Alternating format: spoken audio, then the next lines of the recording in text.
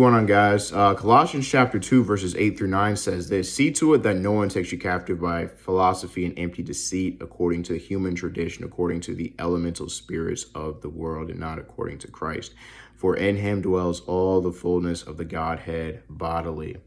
So we've been talking about in our last videos a very, very popular religion and ideology that is snatching hearts and minds away from God, that is seeking to captivate your mind and your heart to submit to an anti-Christ religion. But notice what Paul says in Colossians chapter 2.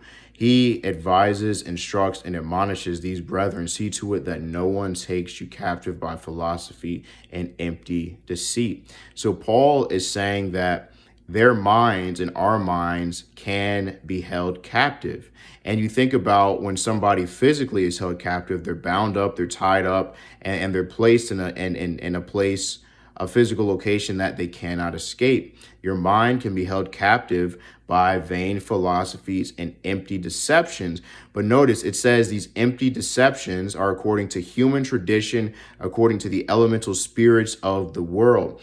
Now, whatever religion Paul was dealing with in the original context, I believe that it had maybe a corrupted version of Judaism that also included the worship of angels. It included false visions, or maybe it was Jewish mysticism. But nonetheless, Paul says that any false doctrine that is according to human tradition and according to the elemental spirits of the world. And that phrase, elemental spirits of the world, is very, very interesting, because some versions render it elemental principles of the world. Other versions render it elemental spirits of the world.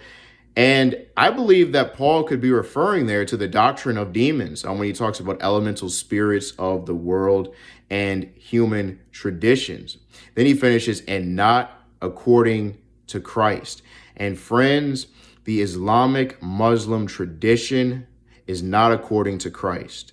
The Islamic Muslim tradition denies the Father and the Son. Therefore, it is an anti-Christ religion. It has no place in the life of a Christian. It has no place in the life of a child of God. Why? Because Paul says in Christ dwells the whole fullness of the Godhead bodily. So in that body that God the Father prepared for Jesus, Hebrews chapter 10, dwelled all the fullness of the Godhead bodily. Therefore, if you look at the face of the Son of God, you are saying God.